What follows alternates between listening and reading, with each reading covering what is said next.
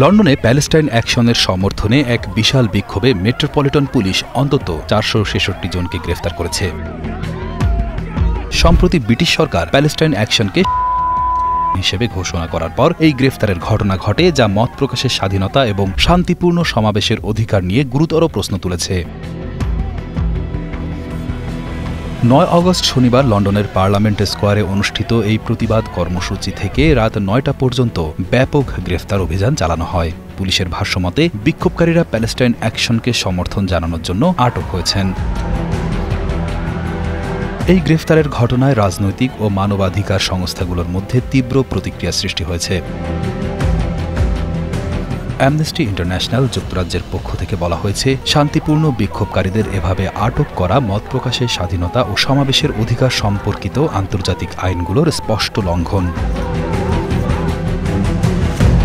এছাড়া লেবার পার্টির MP John Macdonell একটিকে গণতান্ত্রিক অধিকার রক্ষার জন্য মানুষকে গ্রেফতার করা লজ্জাজনক বলে অভিহিত করেছেন।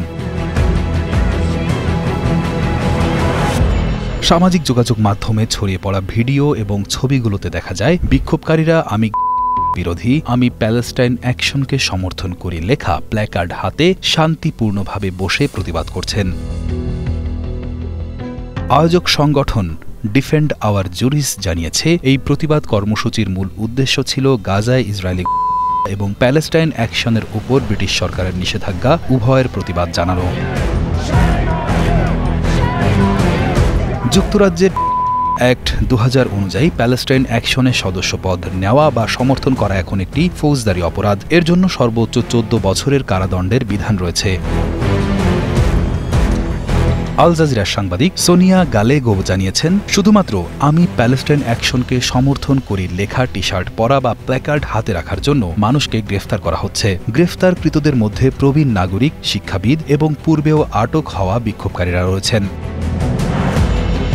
এই নিষেধাজ্ঞার বিরুদ্ধে বিশ্বের 350টিরও বেশি শিক্ষাবিদ ব্রিটিশ স্বরাষ্ট্রমন্ত্রী ইয়েভেট কুপারকে একটি যৌথ চিঠি লিখে তাদের সিদ্ধান্তের প্রতিবাদ জানিয়েছেন এবং সম্মিলিত অসহযোগ আন্দোলনের প্রতি তাদের সমর্থন ব্যক্ত করেছেন।